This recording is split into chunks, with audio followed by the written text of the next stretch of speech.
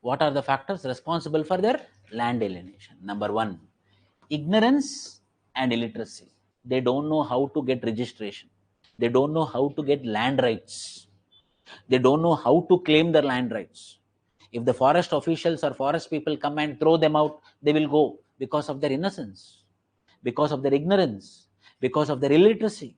They don't know how to claim it. They don't know how to question. They don't know who are the political leaders. They don't know whom to approach. So one of the main factor for their land alienation is development induced displacement. There is one particular IAS officer who turned an anthropologist. His name is called as BD Sharma. An anthropologist turned a tribal activist, an IAS officer. When he was an IAS officer, he was working in Uttar Pradesh, Madhya Pradesh, in tribal districts. He got so much attached and he resigned and he started working for tribal development. BD Sharma. He told, most of the displacement is happening on the name of development. What type of development? Construction of irrigation. Example, Pong Dam in Himachal Pradesh is responsible for a displacement of 1,40,000 tribal communities. Pong Dam. Power plants. National Thermal Power Corporation in Ramagundam, Telangana state. Ramagundam, the biggest thermal power plant in South India. Ramagundam Thermal Power Plant in Telangana state is responsible for a displacement of 30,000 Gond people. But power plant is development only, no? Irrigation is development only, no? Mining, bauxite mining, Dongria Kond, Malar tribal community, bauxite mining, Malar tribal community, Santals, because of Jamshedpur. What factory? Jamshedpur. Iron and steel factory. Complete Munda tribal community called wiped out. On the name of development, what you are doing? Displacement. BD Sharma told at the time of construction of Pong Dam, for whose development, who should sacrifice? You are telling development induced displacement.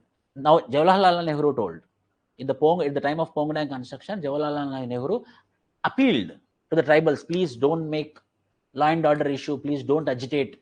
If not, we will take lathi charge on you. Then BD Sharma came. Sir, on the innocent tribal peoples, you are asking them to keep quiet. Then Nehru told, yes, for the development of the nation, we have to sacrifice. Sure, sir, we are ready to do sacrifice. But you tell me, if I do sacrifice, whether I am going to get benefit?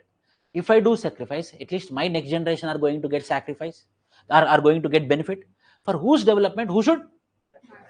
For whose development, who should sacrifice? If my children are going to get development, means 100% I am ready to sacrifice. But you are telling me to get land alienated on the cost of my people for the benefit of means. So another big problem is development induced displacement. Yanadi tribal community, is it not the example of development?